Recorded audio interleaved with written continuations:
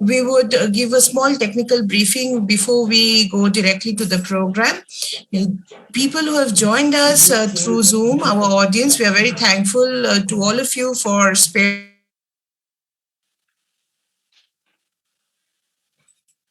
I would request my audience to please be on a mute mode because too much sound can disturb the flow of the program. So we would be very much thankful to all of you if you may please keep yourself on a mute mode. Only the speakers will be on an audio video mode.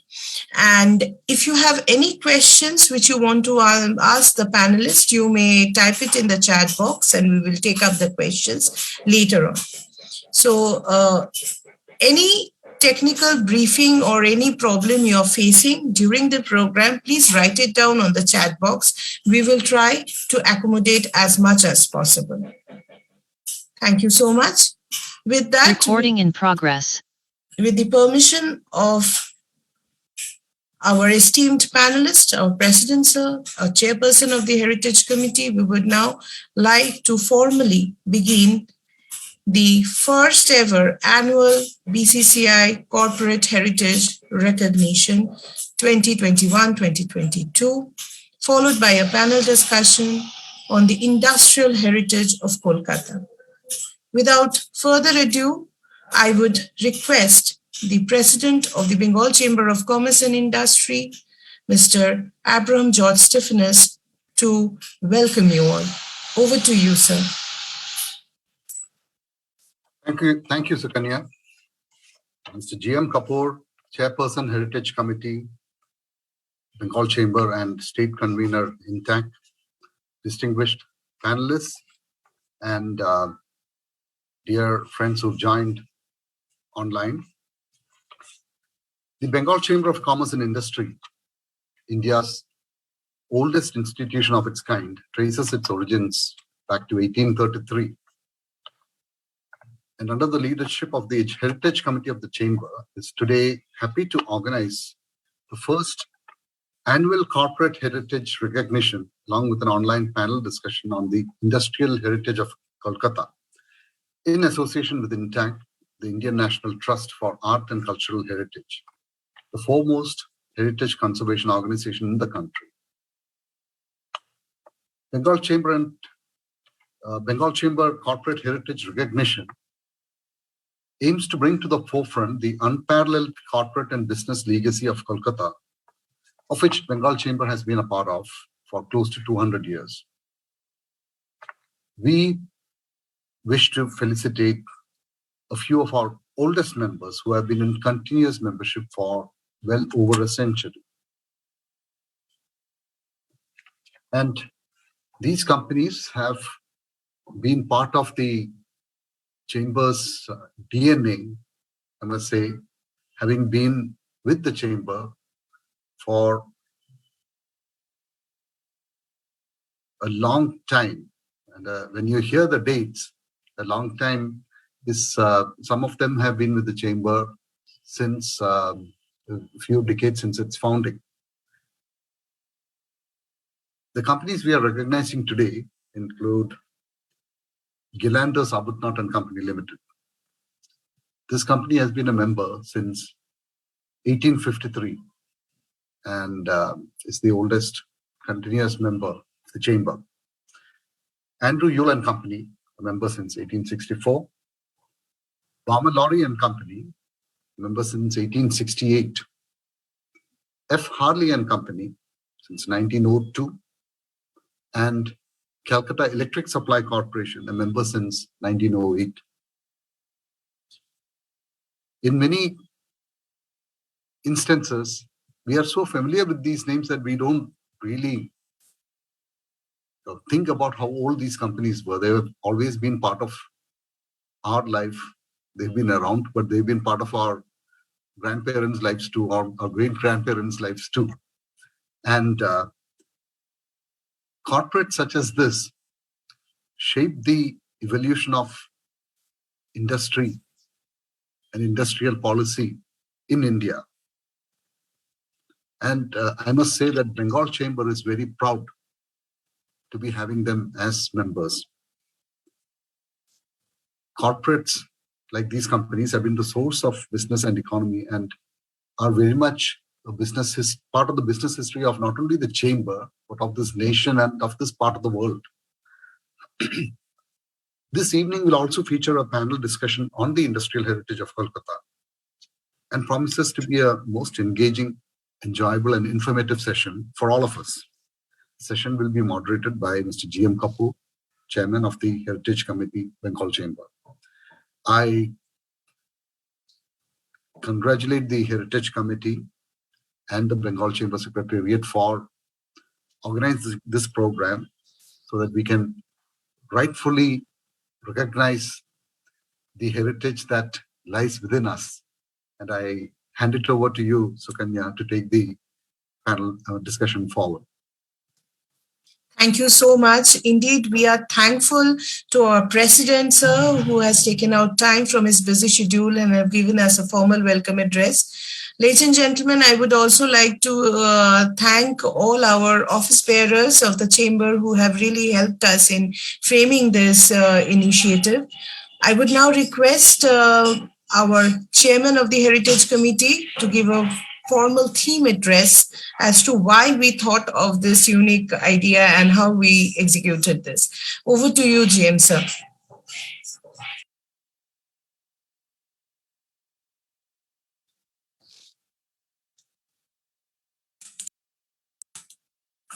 Thank you, Sukanya. Thank you, Mr. President, for this very informative address and taking us back to the initial founding of this chamber.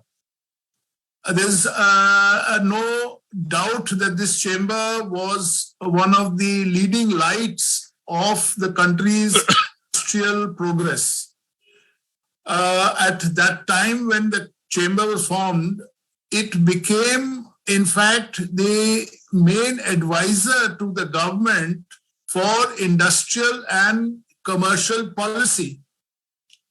As it is today, in fact, just before the budget, all chambers in the country are asked to give their views on what should be the budget inputs. In those days, since Bengal Chamber was probably the only one, maybe there was, it started with Bengal Chamber, and being in Calcutta, which was the political capital as well, the Bengal Chamber became the advisor to the government on industrial policy. And all these companies whom we are talking about today were very much part of that scene. We decided on this particular theme, as Sukanya has mentioned, just by what they call serendipity. We had been asked by the Kolkata Scottish Heritage Trust to do some archival research on the companies, Scottish companies, which existed around that time, and to get information about those companies. So while we are doing that research, we came across this very interesting nugget that there were companies which were members of the chamber at that time and continue to be members today.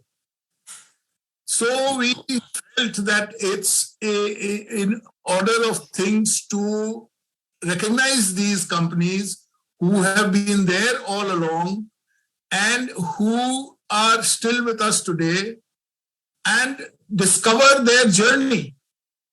This is the basic background of the this recognition. And we were delighted when we found the recipients to be most interested in this particular award or a recognition. And in fact, we would like to hear from them about their journey. See, most of these companies were giants, are still giants. I mean, at that time, of course, there was the managing agency system, so they had a very wide range of activities. Today, because of change in the constitution and the company law, etc. Managing agent system has been abolished, and so they are continuing with limited activities, but still very much there. They are still pillars of Calcutta's industrial heritage. So I would like to take this opportunity to introduce these companies to whom we have actually handed over the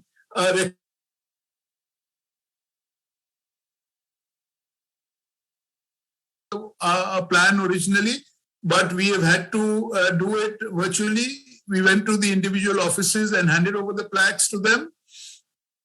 And because of that, we will just go through the names of the companies once again. We started with Gilanders Arbuthnot and Company, who unfortunately the chairman of that company could not receive the thing because of indisposition. This company, as was mentioned, is a member from day one almost.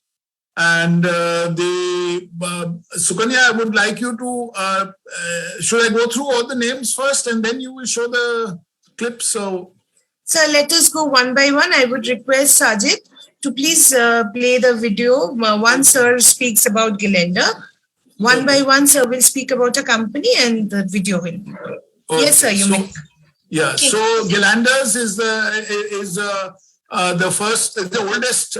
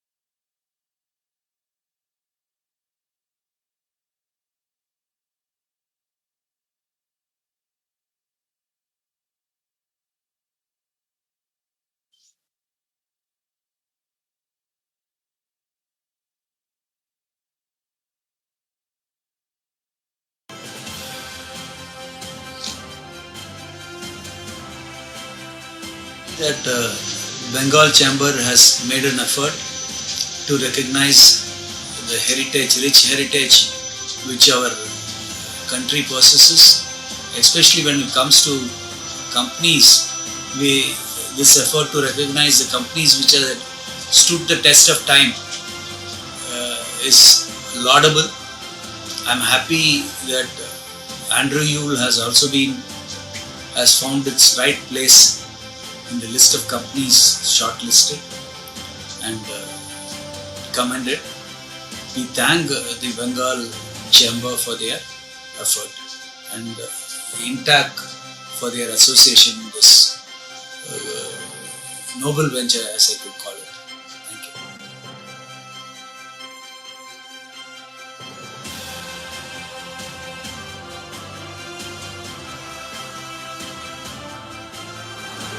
It is a matter of great pride that Vamalari has been honoured with the Corporate Heritage Recognition 2022 by the Bengal Chamber of Commerce and Industry and Indian National Trust for Art and Cultural Heritage. I feel very delighted we were found worthy of this annual recognition while it is being newly instated. Congratulations to the leadership of the Heritage Committee of the Chamber and the Trust for organizing this first of its kind recognition. Vamalari, a Mini Ratna 1 public sector enterprise under the Ministry of Petroleum and Natural Gas, Government of India, was founded on 1st February 1867 in Kolkata. We have a rich history and legacy of 155 years, and I feel extremely proud to state that we have always made profit in our entire corporate journey, contributing significantly to Bengal and the nation. Today, Vamalari is a diversified conglomerate with presence in both manufacturing and services sector. It is market leader in steel barrels, industrial greases and specialty lubricants, corporate travel and logistics services. It also has significant presence in chemicals, logistic infrastructure and cold chain. Bengal Chamber started its journey in 1833 and we became a member of this great institution in 1868 within a year of our inception. We strongly value our long and cherished association of our century and hope that we continue to surge ahead together in future. My gratitude and best wishes to both the Chamber and the Trust of this great initiative.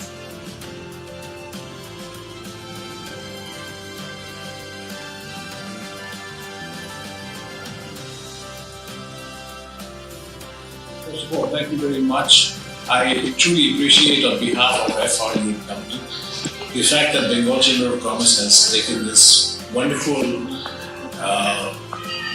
let's say, initiative for recognizing those companies that have survived the years in West Bengal.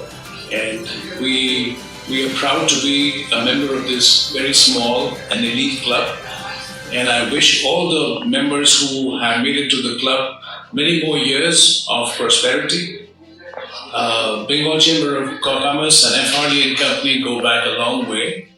I'm thankful to the Chamber to discover from their archives that we've been members since 1902, although we've been in existence since 1825. And therefore, we've been together for more than 100 years. And I look forward to adding many more years to that association.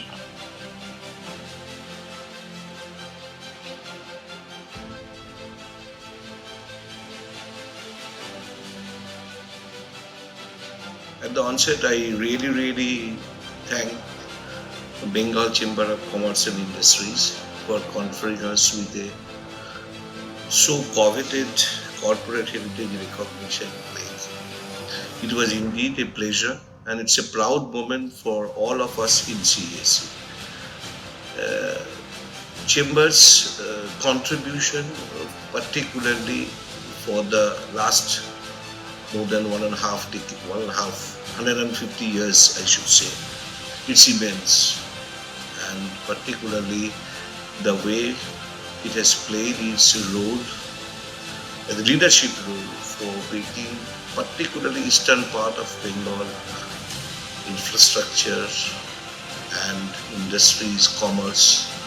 We are really indebted to Bengal Chamber of Commerce. We always feel to be associated, always feel to be proud as well as really fortunate to remain associated with Bengal Chamber of Commerce for so many long years, and really we feel real great to be associated with them. It is not only us, all the industries, particularly the eastern part of Bengal, eastern part of India, Bengal to be precisely, really indebted to them because they have acted as a mirror to show what is our excellence and where we need to develop in the going forward time. Their activities not only to the industries but also in case of hour of need, like the pandemic, what is happening now.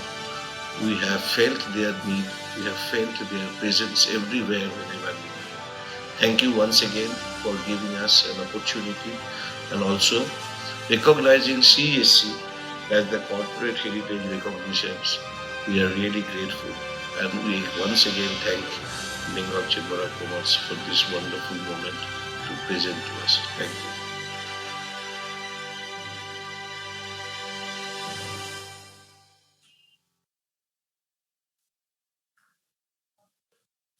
Many thanks to all our participants. We are indeed grateful that you could find time to be here with us.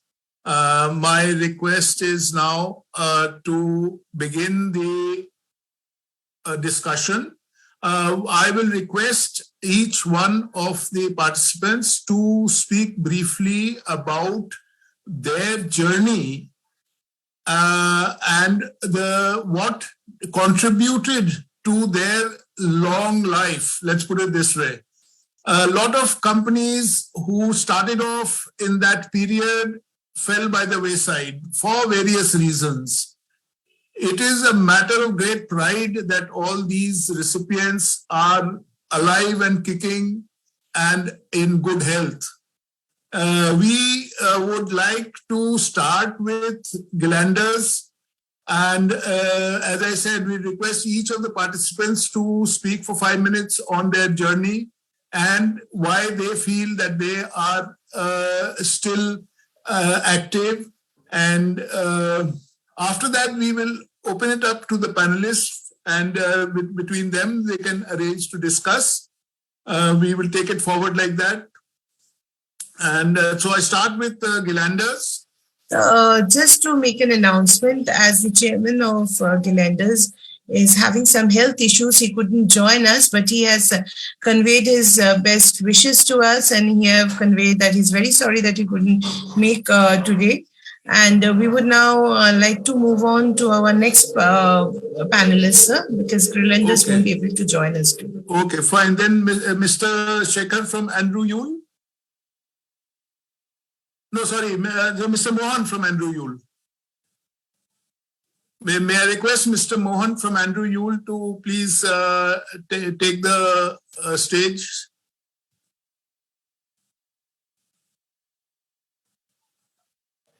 Sir, I think you're on a mute mode, sir. We can't hear you.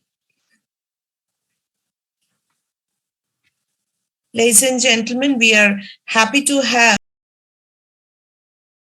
your contribution towards Kolkata's heritage. Yeah, Sukana, can you hear us now? Yes, sir, we can hear you now. We can hear. Yeah. I'm sorry. Good evening to the members of the chamber and esteemed colleagues from different organizations. See, Andrew Yule started functioning in Kolkata from 1863, and we started growing, and by 1947, when we got our independence, the company was at its zenith, very prosperous and influential. The group had managed 57 companies, provided employment to more than 56,000 people, and in addition, indirect employment to many more. The turnover of the group in 1947 was rupees 23 crores, and an amount of 1.80 crore rupees was paid to the exchequer, which was 1/6 of the government's total revenue at that point of time. So huge contribution from Andrew Yule, and Andrew Yule from that stature was taken over by the government, and then the company saw its downturn also. We in fact went even into the BIFR, then came out of BIFR, and now we are a profit-making company, still trying to grow and making inroads in different directions. We have also shelved our projects and products which are not competitive presently, and then we feel that from next year onwards we'll be again on a high trajectory growth path. As a HR professional, my interest in this particular study is why these organizations have been able to weather the storm and then come up to great heights, and not only great heights, stay throughout the century. So one thing which I could find a common string is the loyalty of the employees and their resolve to stay with the company. I have been seeing this company when it is not in its flourishing times. In fact, it was not bad times, but just kicking along. But I have not seen employees keen to get out of this company and join different other companies in any other prosperous or much prosperous ventures. And generations to generations, people have believed in these companies and kept going along with that. This is one common thread that I could see in all the undertakings which we own. One more significant thing that I could note is the fighting spirit of these employees. Whenever we are down, these employees motivate themselves, and in fact, spur on the companies to do good health.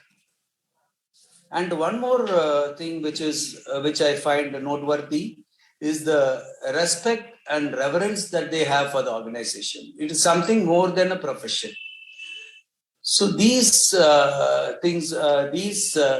characteristics which I could find among the manpower was the main reason or the mainstay for these companies to go from one century to the other seamlessly.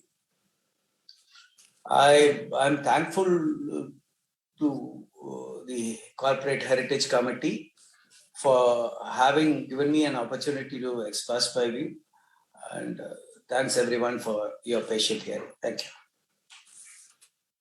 Thank you very much, Mr. Mohan. And two very, very important points which you have made. I think this is what we were looking for. One was the loyalty of the employees and the fighting spirit of the employees. I think that has played a very important role in your continuity. Thank you so much. Now, may I request Mr. Sekhar from Bama Lorry to please narrate his journey of Bama Lorry in Kolkata.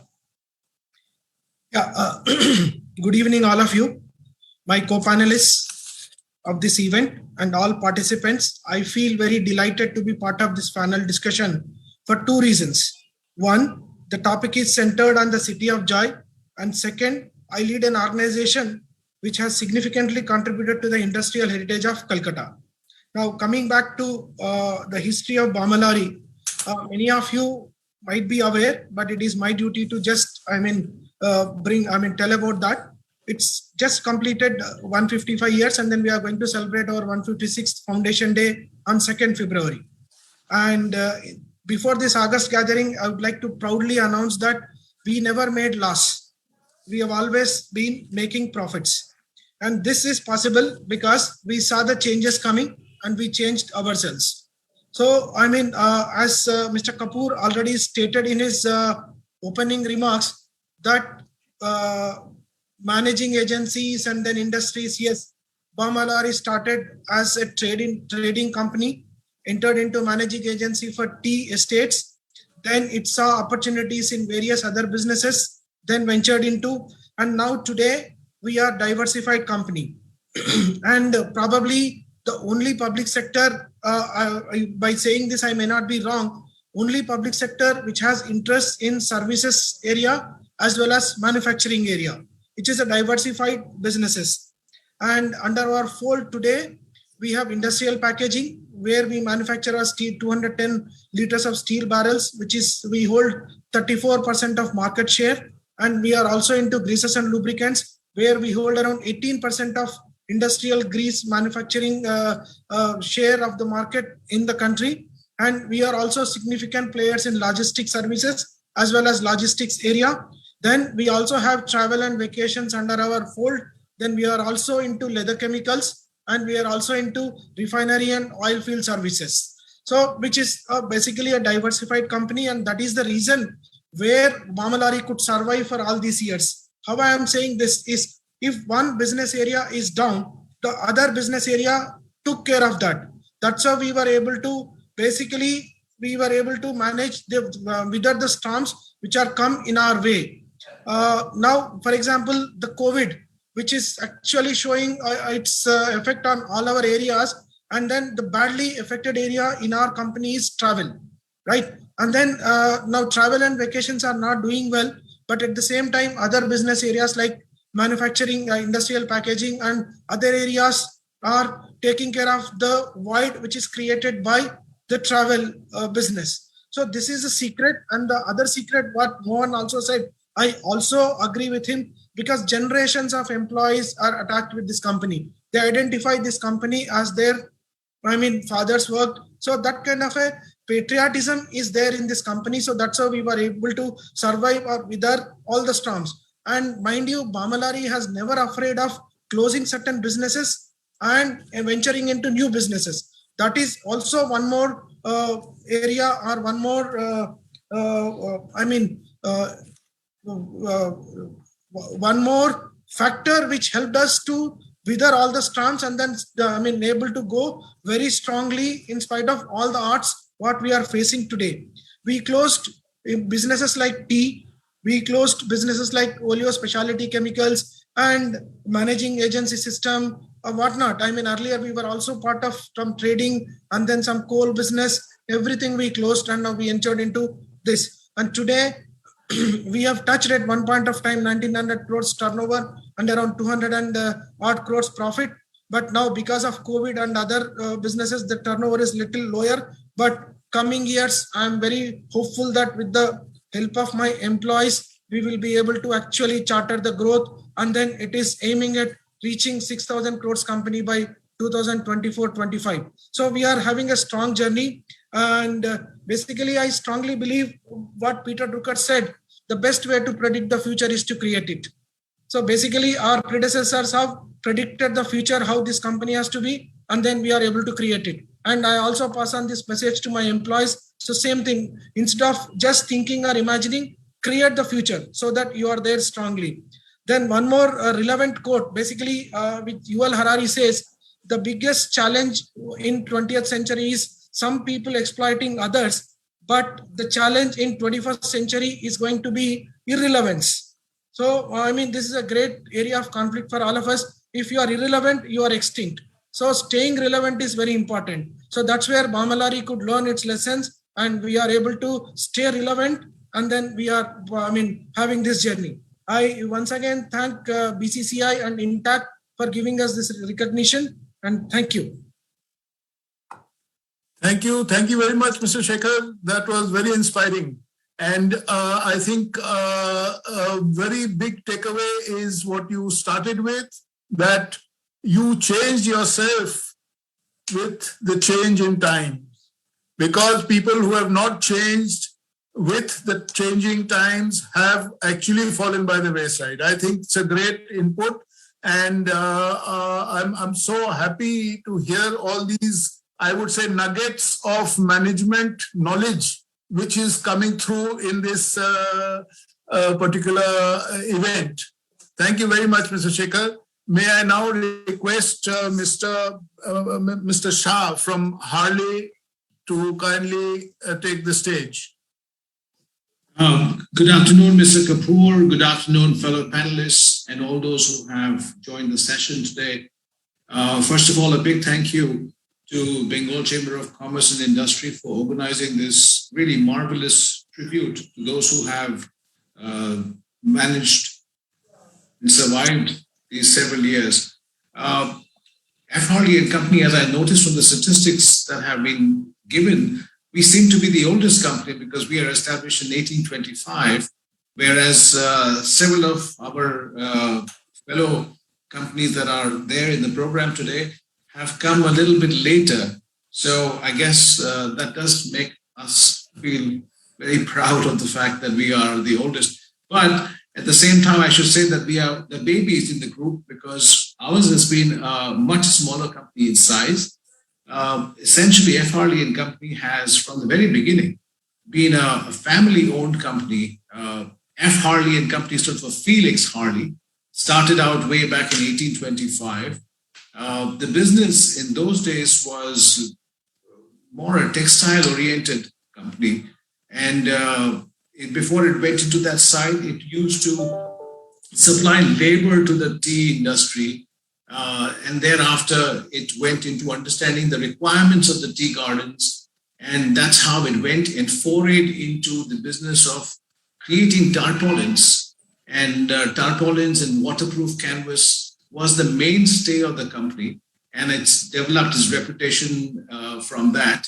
I guess one interesting piece of information that I like to share is that the company did very well every time Britain went into war because we were supplying all the materials that were required, such as canvas and tarpaulins, into the British war movement. So I think that was a very profitable time for the company. And I'm talking about wars such as the Boer War and the World War I, World War II. And the business continued in the same way until almost the 60s, once the Harley family decided to leave and go away, and the present management stepped in, and therefore my family has been owning this company for now over 50 years. And sometime in the 80s, our journey changed quite a bit because we transitioned from being a textile-based company into a company which was into the area of engineering, and therefore we moved into the business of air pollution control systems, focusing on dust control. And our business comes from the power, steel, cement, ports sectors. Along the way, we also added new technology, which came through collaborations that we had with companies in Europe and the US, and the journey has continued since then.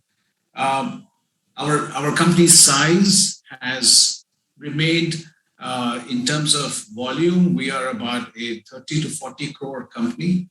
The number of people we have are about 150.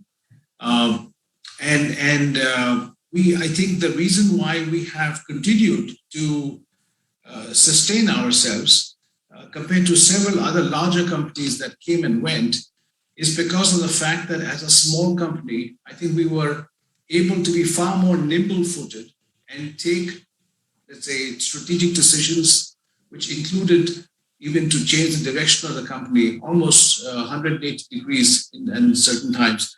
And that was only possible because we did not carry the baggage of a huge past legacy of several employees, assets that had been invested into, and therefore it was possible for us to reinvent ourselves as we went along. The other aspect is the realization that the company needed to move into a more value-added business as opposed to being in a very commodity-oriented business, which was something which was necessary to do and was done at the right time, sometime in the mid-80s. Those were also the times when it was not very easy to bring in foreign technology, and that is precisely what we went and did. So we were able to have collaborations with companies in the West that helped us to get ourselves the right product at the right time. I guess the other aspect is that even when we went into the business of air pollution control, which is a very vast area, we consciously chose to focus on very niche areas and consciously be, let's say, a bigger fish in a smaller pond as opposed to being a small fish in a larger pond. And that has helped us to be in our area of specialization. We are literally number 1, 2, or 3 in any business area that we are into. But therefore, we choose the areas that we would like to be in and then try and be the best that we can in that area. I also draw inspiration from what some of our panelists have said, that the employees that we have, I guess one thing is that in Calcutta, particularly in West Bengal as well, you don't see attrition as much as you see in other places. And that is also true for our company because we have been able to have members who have stayed here for literally 2 or 3 decades. And you don't see that in this day and age. But yet we still have several of such employees, and we are thankful to them for the role that they have played in the growth of the organization. What more can I say? I'll be happy to take questions and participate in the Q&A. Thank you once again for including us in this great list. I hope we can do justice to the fact that we have been brought into this. Thank you very much. Thank you. Thank you, Mr. Shah. It's been great having you with us. And again, a very important takeaway from you is being nimble-footed is a very important aspect of management. Change again with the times and being, as you said, a small fish in a large pond, and also taking your employees with you. That has been the mainstay for most of these other companies also, that the loyalties of the employees has been something which you have looked after. Thank you so much. And now we may request Mr. Gautam Rai from CESC to kindly address us. Mr. Roy. Good afternoon, Mr. Kapoor, and good afternoon to you all. In fact, CSC, again, a very old company, 124 years old, and probably the oldest distribution license in the country. And it has become an integral part with the city of Kolkata. We call it an institution, and we have grown with the development of the city of Calcutta. Way back in 1887, the city of London was electrified. And just after 10 years from then, city of Kolkata was started electrifying. 1899 was a year to remember in many ways. In fact, recently we have been honored by IEEE, the largest professional body of the engineers, to really, on the occasion of that Calcutta 1899, it is basically a milestone in the electrical energy development in the world. And Calcutta was the capital of India at that point of time. And the first commercial thermal power station in the entire Indian subcontinent with 1,000 kilowatt capacity was commissioned on 17th April 1899. Supply was at 450/225 volt, 3-wire DC system. The station was located at a centrally situated plot of land on Imamberg Lane, now Prince Street, and was equipped with Crompton dynamics. In fact, Crompton had played a role. Mr. Crompton has played a role of bringing electricity to this company. Calcutta Electric Lighting Act was established, little back in 1895. And in 1897, Kilburn and Company, I would touch upon a little bit of history. Kilburn of Company, they have got the electric lighting license as agents here to operate here in Kolkata, city of Kolkata.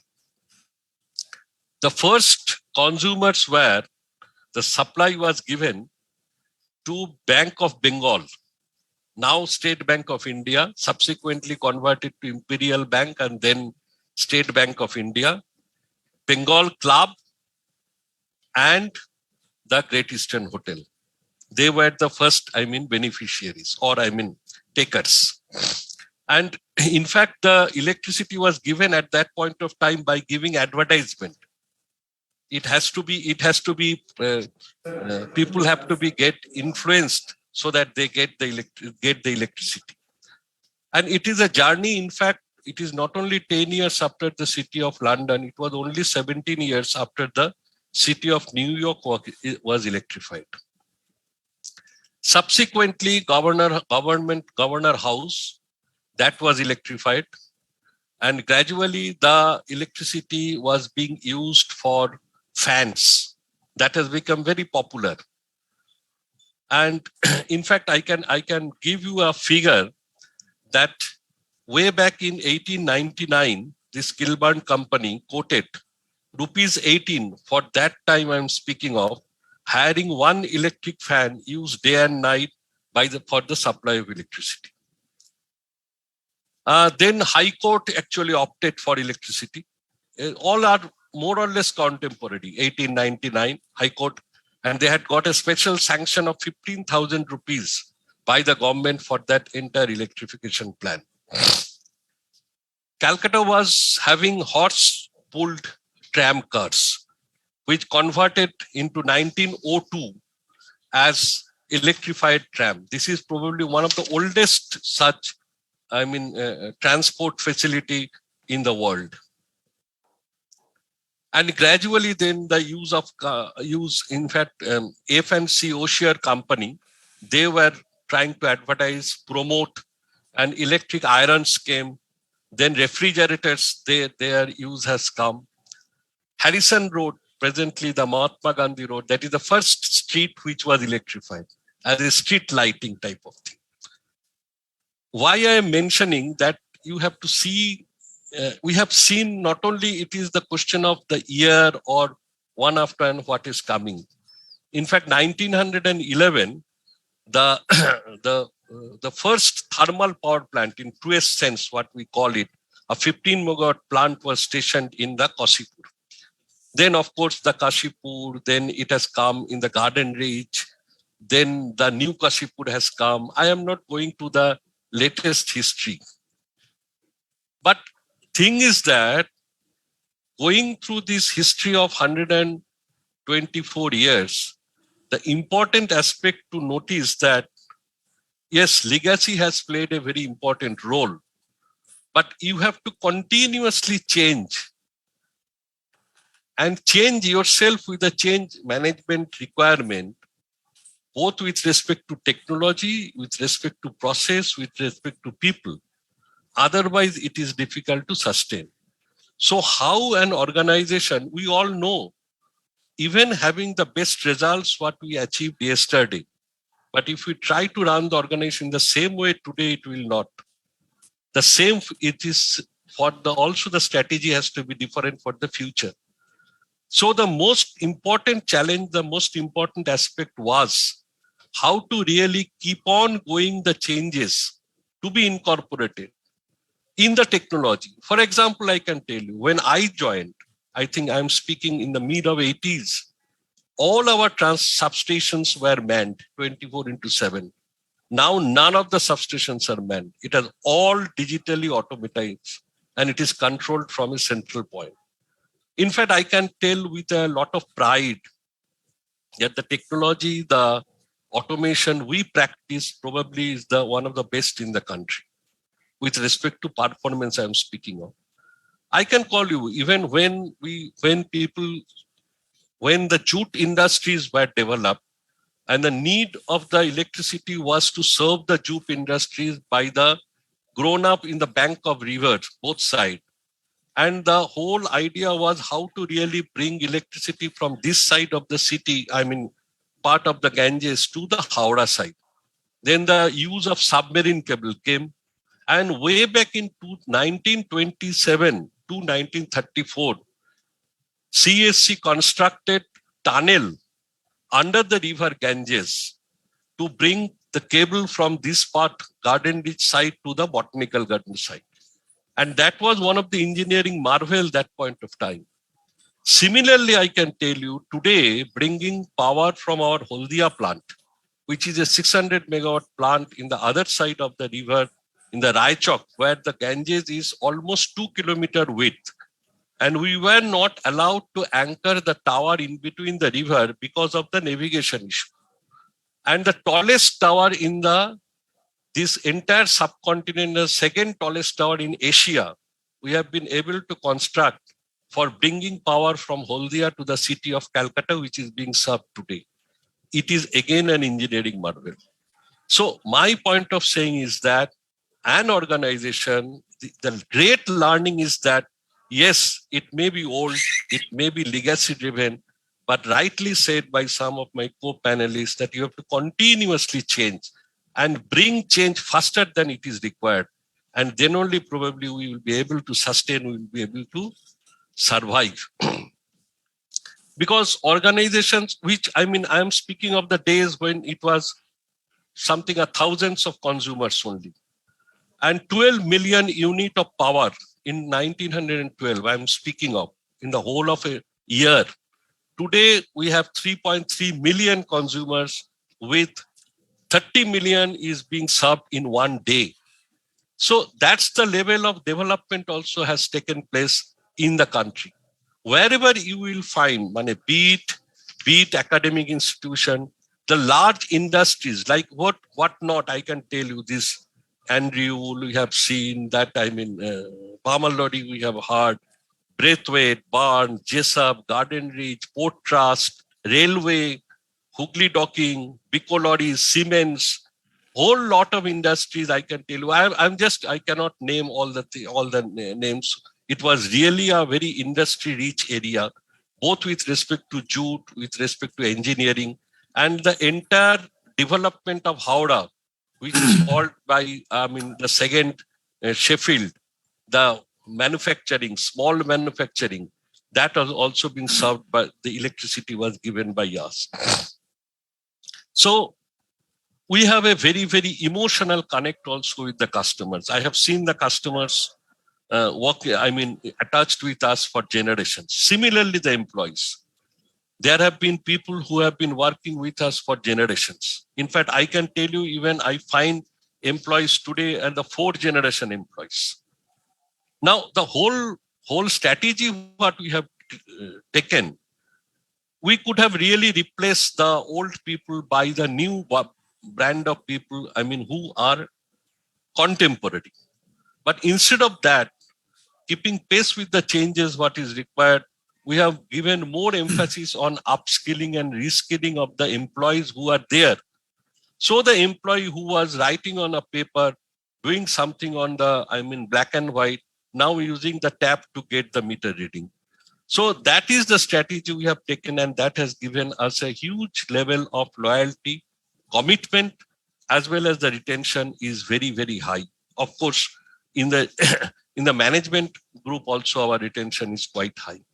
So this is a journey. I would say it's not really something which is, I would appreciate Bengal Chamber for taking this heritage into account, and the most important and the purpose will be served most, effectively if we can take the lesson that how these survivals have taken place.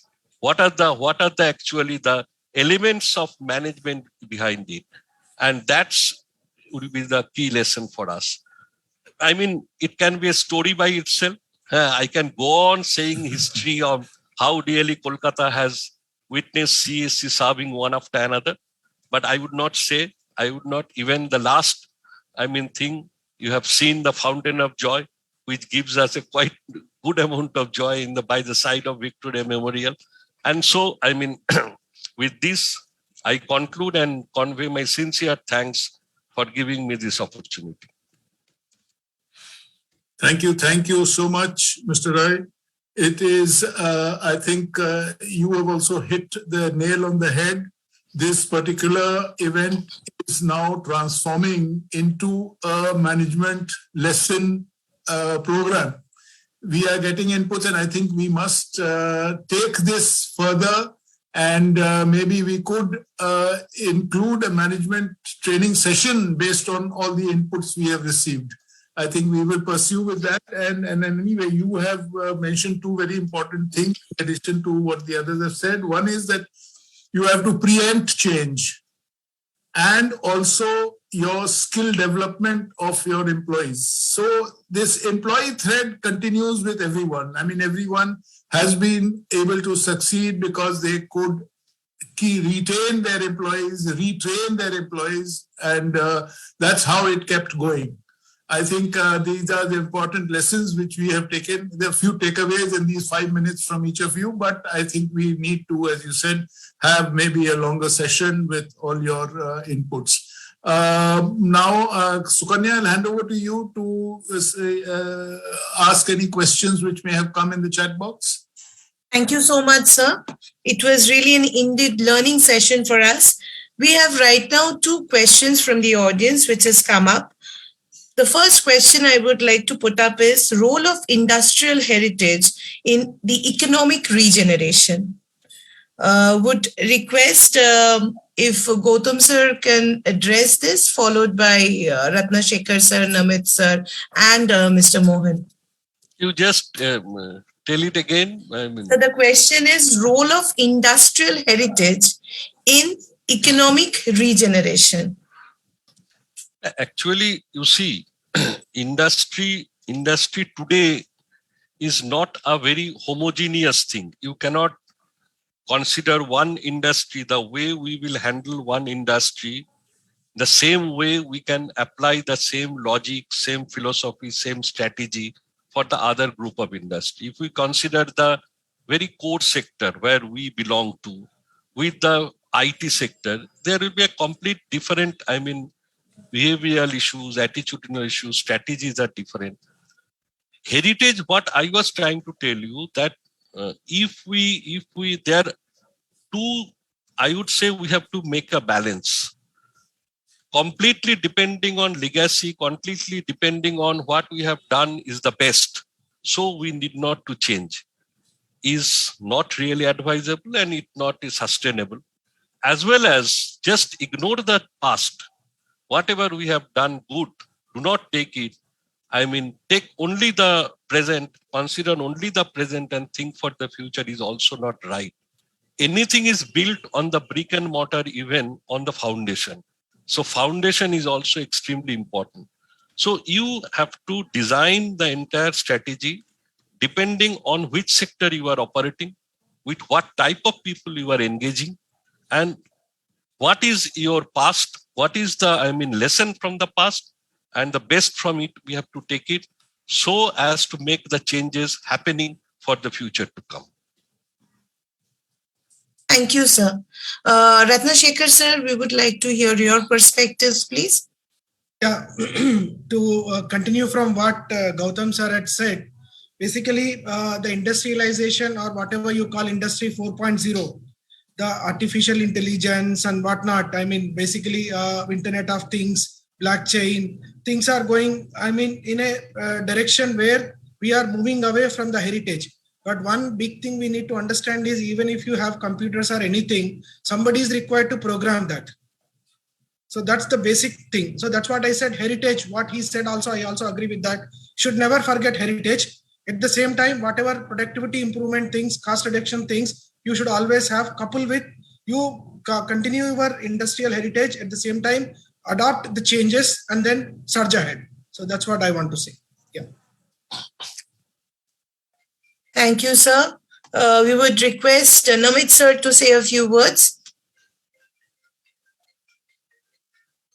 Well, I think in West Bengal, if you look at the history, you will probably find that there are more companies that were born in the earlier age, and also more companies have fallen by the wayside.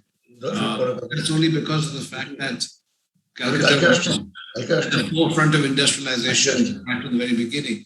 But going back into your question about industrial heritage and how that can affect the future, I think in this day and age, heritage, of course, is something which we are proud of, that we have lived through all these years, but there is no guarantee that that's going to carry you into the future. And I think what's more important is to understand the rate and pace of change that surrounds us today, particularly in certain kinds of businesses, can render you obsolete very, very fast. And I think it's very important to read the writing on the wall to make sure that that does not happen to the companies in this day and age. Thank you, sir. Absolutely. Would request Mohan sir to highlight on this if you want to add on something.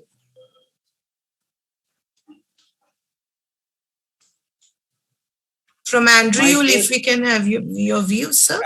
Yeah, my take would be to embrace the heritage and bring in the changes which come by and then go forward.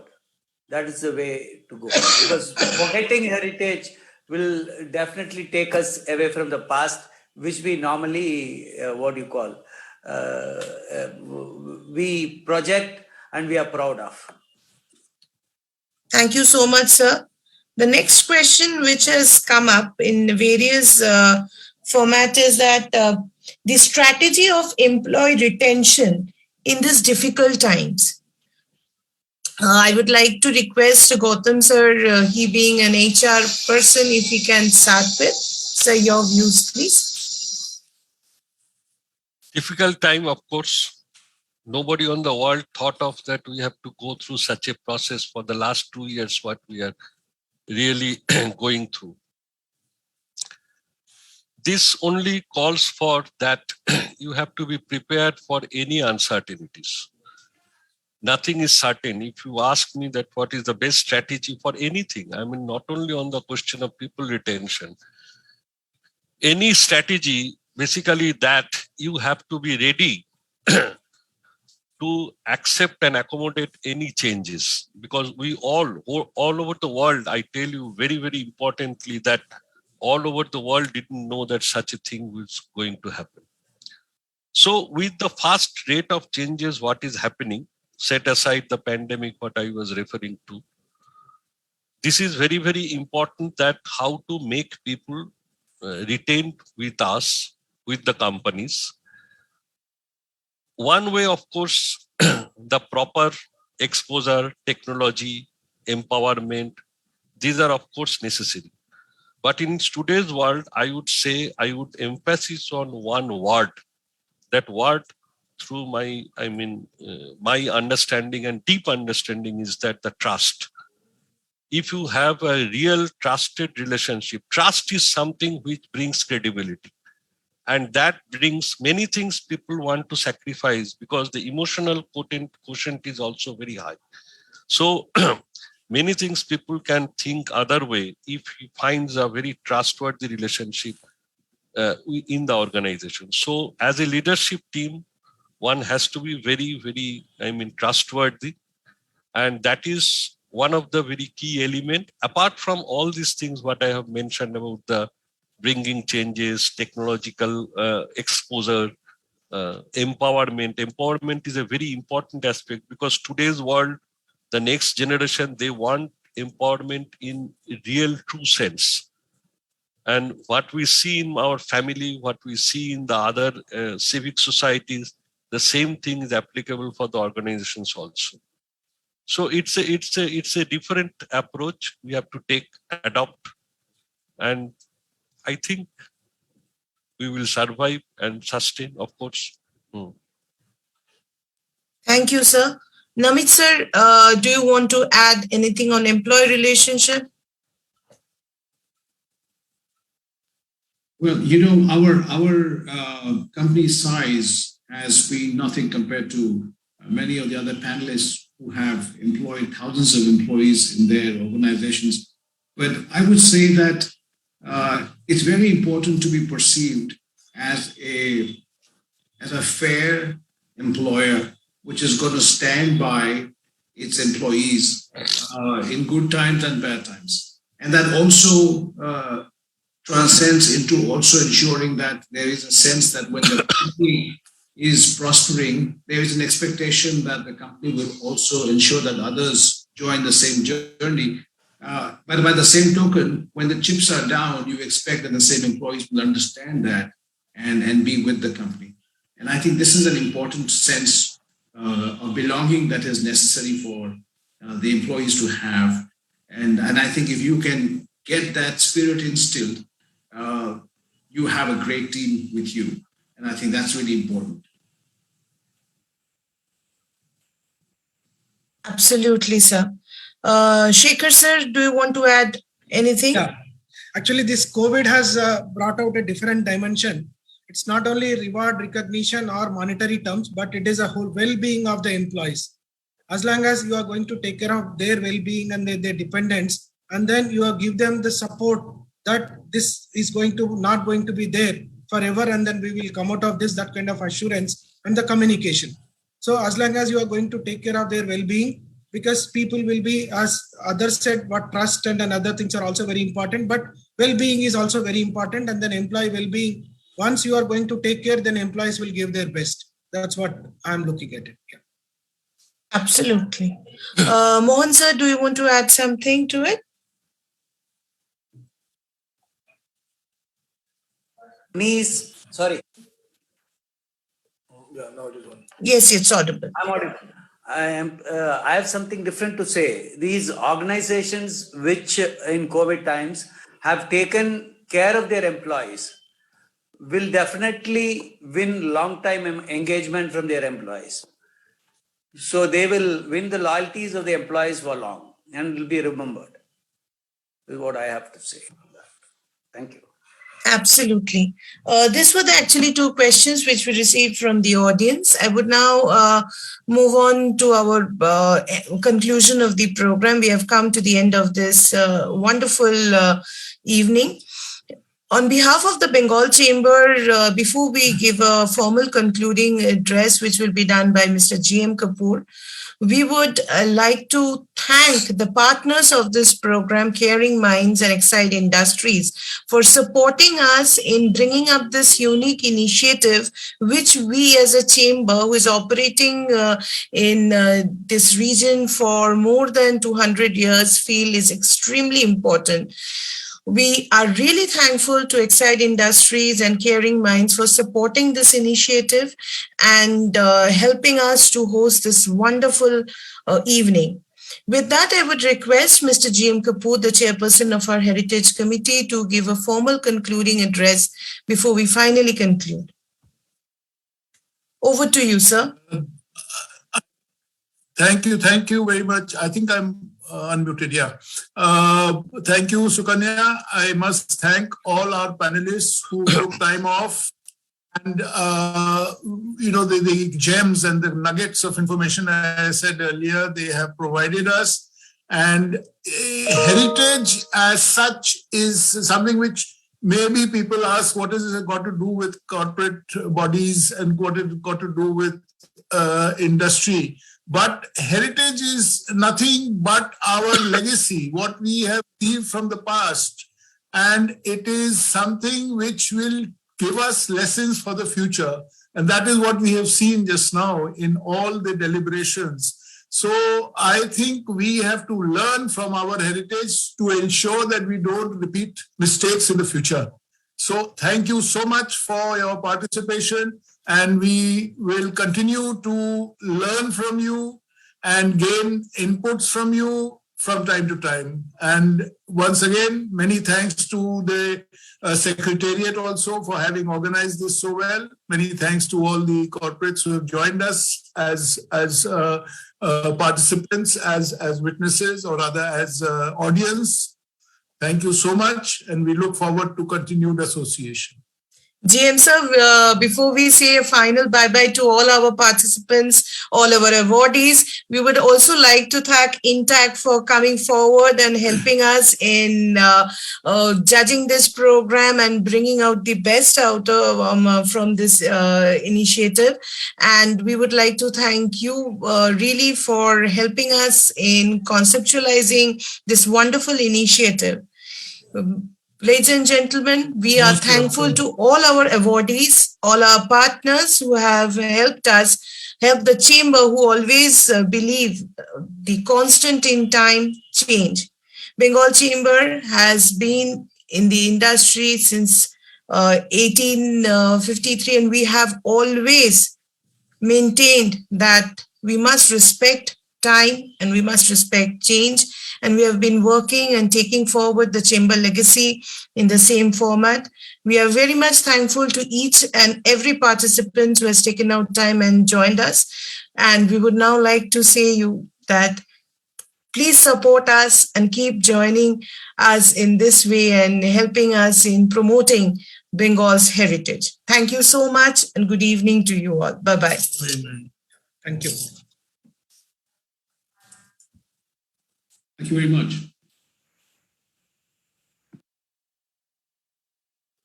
Thank you very much.